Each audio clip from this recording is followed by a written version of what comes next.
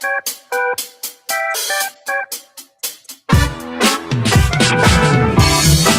it's Monday, ladies and gentlemen, January the 19th, Martin Luther King Day in the United States. The man who preached peace, love, unity between the African American communities, white community, Jewish. He was one of those preachers who stood and said, doesn't matter about skin or race, it's about unity, working towards peace. And in his memory, this rant we'll probably talk about how we have gone completely a different direction. 60 years, almost 60 years since his unfortunate assassination. I believe it was 1968 that he was assassinated. What a horrific! It was before my time, but from what I read about Martin Luther King, and I know I'm going a little off track here, Stuart. I wish we would teach and his preachings in schools again, in universities, in the media. I wish they would go back and really read what Martin Luther King said and not interpret it for their own political purposes, but the essence of what MLK had said. You know, the United States is a very interesting country right now today, and we're as a Canadian who actually does care about what goes on in the news around the world and not just focuses on one media channel. It's amazing to see the reaction around the world to Donald Trump's attempt to bring world order. On one hand, you have this Gaza committee that people are clamoring to get on. 60 countries were invited, including my dumbass prime minister, who all want to be there. I don't know if they all think they're getting more votes locally or the Nobel Peace Prize, but that to me is a complete sham, that whole Gaza board. The United Nations nose is bent out of joint because they think that they're being alienated. Duh!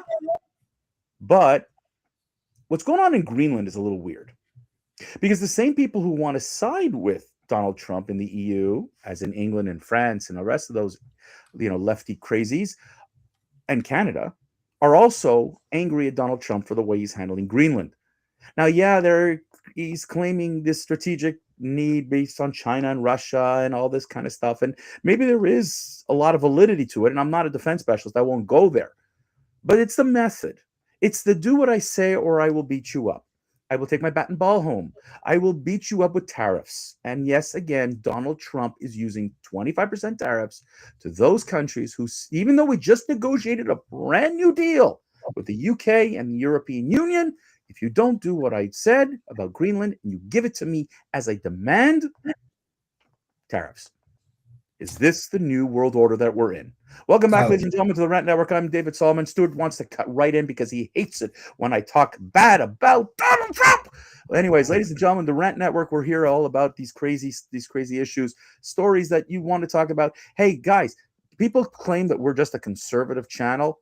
Today, you might think otherwise. We're all about ranting about reality.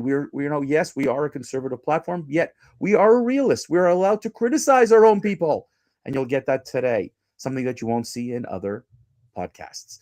Without further ado, ladies and gentlemen, allow me to present to you Mr. Stuart Brisegell, who will side for the Trump policy. Mr. Brisegell, what Trump is doing is correct. All right. Listen, as David liked to politely say, ladies and gentlemen, throughout history, great nations have understood a simple truth. Geography matters. It always has and always will. No amount of technology, diplomacy, or good intentions can ease strategic realities on a world map. Whether it was the pandemic on resources or it was every day trying to get rid of Venezuela. Anyways, America became a global leader not by accident, but by foresight. Canada, United States, Canada's a couple, it's not a little baby country anymore. But is it a mark? Is it a leader? Let's get down to the nitty gritty. We secure our borders. Well, we did until Biden took office. We protect our trade routes. Well, clearly we are, with the fleets all over the oceans. Once again, we invest in strategic territories. And when opportunities arise to strengthen our national security and economic future, precious generations had to act courageously, like the Panama Canal. Greenland presents as one of those opportunities. not because of conquest, not because of empire, which David will argue being a good little British dissident, but because responsible You with leaders that insight. require thinking decades ahead, not just the next election cycle. Greenland sits the crossroad of the modern world. It's not remote, it's central. Positioned between North America and Europe, straddling the Arctic in the north. And Greenland is one of the most strategically valuable pieces on Earth. Yep. For the United States, it's not theoretical, it's practical, measurable, and urgent. Let us begin with national security. Let's start there, Dave. America's greatest vulnerability has always been the northern approach, which include Canada. During the Cold War, military planners understood this very clearly.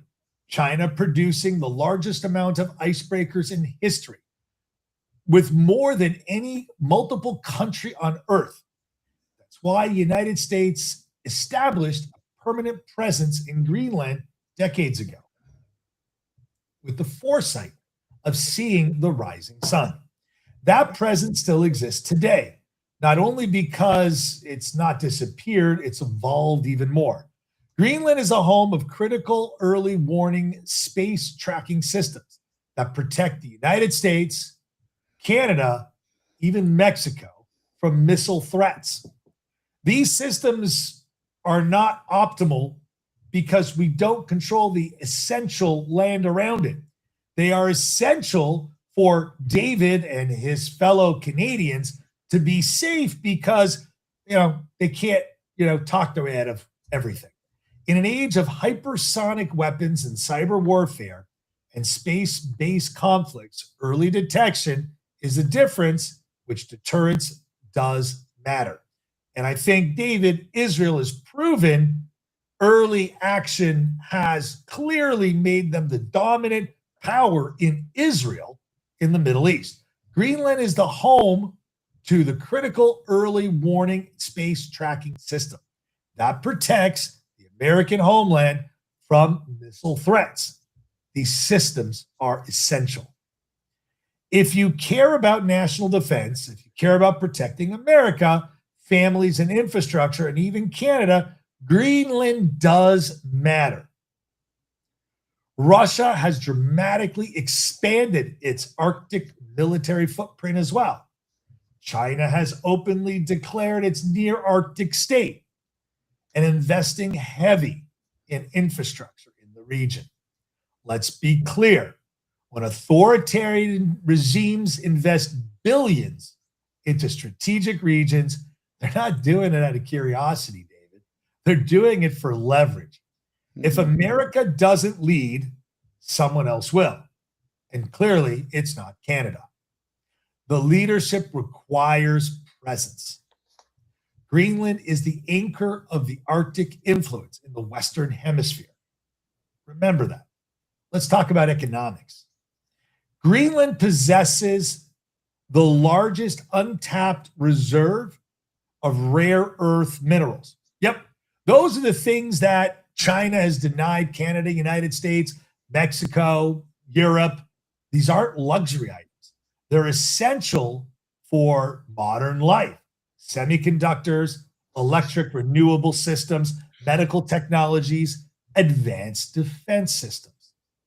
Today, globally, rare earth minerals are dominated by China. Yep, not Canada, not even Russia, China. That's not just an economic issue, it's an issue of national security. So seriously, countries should allow strategic competitors to control all of the what? Rare earth minerals on Earth. I don't think that would be considered diversifying the supply chain. It is not protectionism. It's not Trumpism. It's prudence. Developing Greenland's resources responsibly with American standards and labors protect actually the Great North more than India, China, Russia would ever do. Canada just does nothing. Let's be honest. They have one of the largest stockpiles of oil in the world, yet they refuse to really dig into the sands. Okay. Now consider trade routes. The Arctic ice is a new shipping lane, can dramatically shorten the travel routes between two continents. These routes shape, commerce globally. Let's now move to the next thing. Let's not forget, Greenland is not a land, it's leverage. Let's address the common objections. Some say, why should America care about a territory outside of its mainland? Well, history answers that clearly. Alaska was once a ridiculous seaward folly. People like David in Canada and Canadians today, it's one of the most valuable strategic assets, rich in resources, critical for defense for the United States and Canada. The Louisiana Purchase was controversial. So was Florida, so was Texas. Every generation that's expanded America's strategic depth was criticized because those who lacked imagination and later praised history. This is not imperialism, David. It's about stewardship.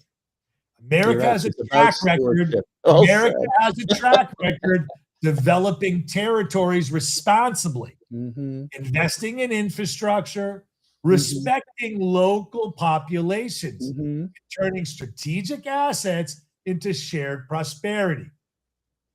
Any serious discussion about Greenland must respect the people of Greenland and their right to self-determination. Cooperation, partnership, and mutual benefit must be central. Conservatism isn't about reckless expansion. It's about long-term responsibility. So let me just get to the last little nitty-gritty. You have one, a point of national security. You have two, about geopolitical competition.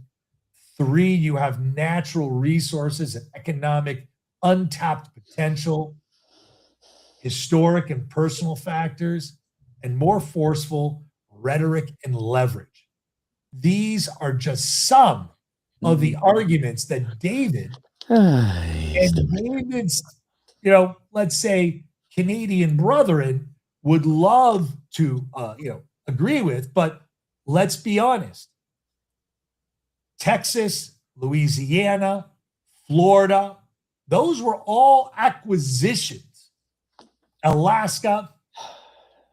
So why, David, is Greenland any different than Alaska, Florida, Texas, or Louisiana? Since you've decided to, as you're so good as an American to insult me, because you lump me in with Canadians, and I love when you do that. And call me a British right now is an insult beyond compare. So you know what? I love Americans who just think that they are so freaking arrogant that they're top of the world. Let me start from the very beginning, Stuart. I'm not opposed to a purchase, but a purchase was a negotiation, not a threat. And that is exactly what Donald Trump has done. It's all about threat. And you could say it's leverage through power. And I heard this 1,000 times. We're going to bring peace through power. I heard that. And I let you rant for 10 minutes. Now you need to listen for a minute, because when you insult people, you're just no different than liberals. This is a liberal way of doing things. I'll take facts, but I'm going to insult you along the way to really demean you. Is Canada a superpower? Absolutely not. Is Canada doing its power in NATO? No, it's not. Is Canada being a world leader? No, it's not. But you know what Trump's policy has done? And as you're smiling right now in that that arrogant smile, you pushed all of the US's allies to negotiate with China, Qatar, all of these so-called rogue nations that you guys all want to oppose. You've pushed Canada to go there. Canada's had to alienate the United States because it's been isolated by the Trump policy. It's gone to China. Carney was in China to negotiate EV deal. That's not good for Tesla. That's not good for the American automaker. Why? Because you just beat the shit out of Canada. So you push Canada to go negotiate with another superpower. And Trump is going to punish Canada, because that's what Trump does. And that's the way it works. America first, Trump first, not world first. And I would argue with this. To say that they want to purchase Greenland, negotiate. That's a smug smile. I love the smug smile. Just keep it up there, Stuart, because that's what we in the world look at Americans by saying, you guys are smug to believe that you're right. Let me tell you something. Here's the difference between Putin and Trump. Putin fired a shot with guns, weapons. He went into Ukraine with the same argument. We need Ukraine for our personal defense. Trump is doing the same thing with Greenland, except he isn't firing a shot. He's using tariffs to beat people up and to say, give it to me under my conditions or else. This is the Trump doctrine, or as they call it now, the Don Rowe doctrine. That Donald Trump has decided that he is going to manipulate world order for himself. This is, I understand you're talking about decades down the road. Right. But what you're ignoring, Stuart, is the fact that the next leader, whether it's a J.D. Vance, who's a hardcore isolationist, is going to change the policy for Trump. If it's the Democrats, they're going to change the policy. It's all, the whole thing that's being created here is for the Don. Now, I agree that Greenland and NATO and the European Union have done an exceptionally poor job of keeping up the defense to keep China and Russia at bay. Horrific moves. Okay. And the U.S. has had to do a lot. And it's fallen behind under Obama and Biden, and even under Trump V1. We've fallen behind in 20 years because the European Union didn't do everything, and everybody just wanted a world peace. And in walks in Donald Trump and says, I'm buying Greenland. And if you don't give it to me, I'm going to punish you. Now, what if the powers? No, that's whoa! You're doing it again. You don't. No. You need to stop. You went 10 minutes by reading your script. You got to listen now, because you're just sitting here giving America first reasons. Oh yeah, listen, it's for our economy, it's for our defense, it's for this, for that. We bought Florida, we bought Texas, we bought Alaska. We're going to buy Greenland. Yeah, but it's different. It's not the same. The world today is not what it was in the 19th and 18th centuries. And to sit here and to compare and to say we're going to treat it, we're just going to buy Greenland.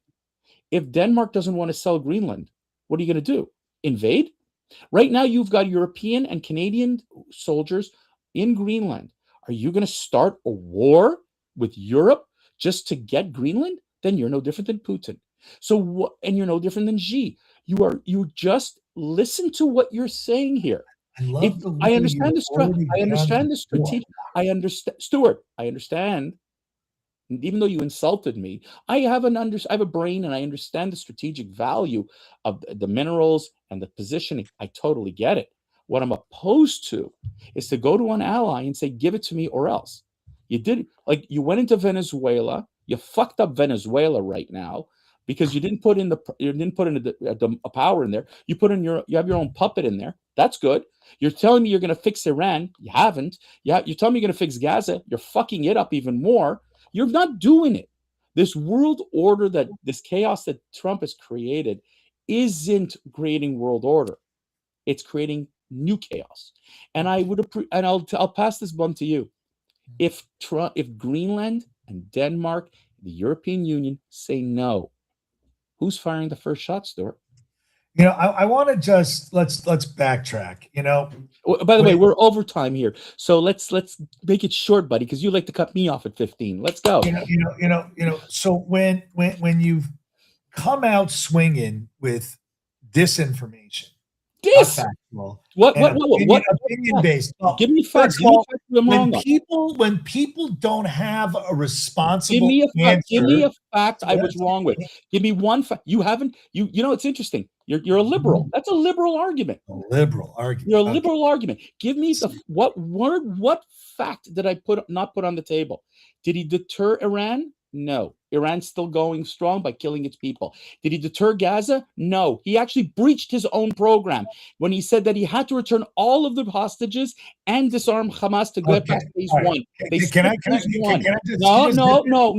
No. Venezuela, he said he was going to put in a new. You tell me right now. All right, I'm going to shut you down where you misstep. Oh, here we go. European, let's just stop, David. You're wrong, and let me prove to you why. Greenland, let's talk about facts. Greenland has nothing to do with the EU. Excuse me, Denmark. Who? What? Nope, 1985, you smarty pants. It left the EU to gain self-control. Oh, so I'm sorry. Greenland is no longer a part of the EU. Hold on a second. So why is Donald Trump threatening I will the explain EU and to you Canada? why, David. If you'd rather talk less and listen more, Whoa, you'll get the another facts. insult. Ladies and gentlemen, Stuart's up with the insults on Martin Luther King Day. On a peaceful day, he's coming out, he's swinging. Yes. If you would listen more, you would understand. Oh, here we go.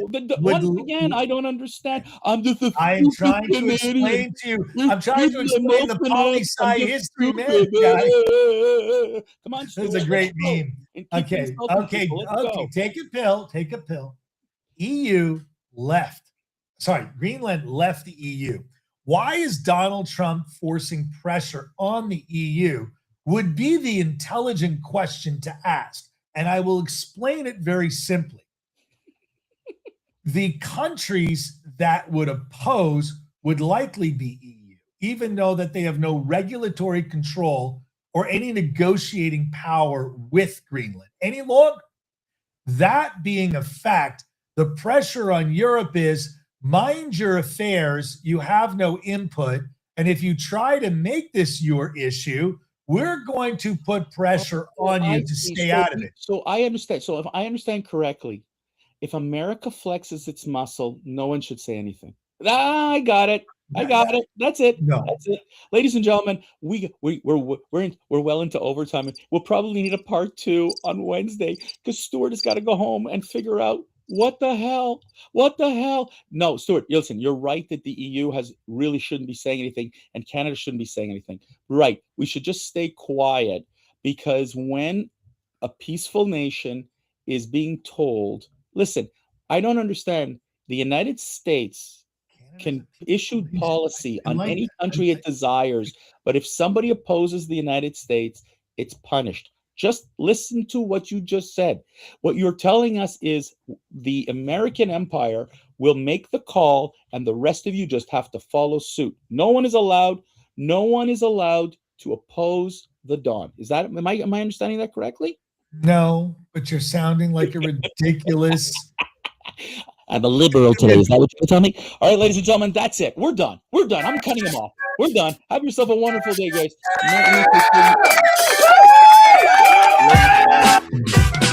Let's remember Martin Luther King's memory, folks. It's really important that we all do so. And I know Stuart and I will continue to tear each other apart because we're good friends for so many years. It's all in good spirit and all in good fun. And we still love each other and we're still going to keep on talking and still have these rants. Ladies and gentlemen, that's what peace is all about. And that's all what MLK ever wanted. Dialogue, open communication, and understanding. And with that, on his memory, we wish you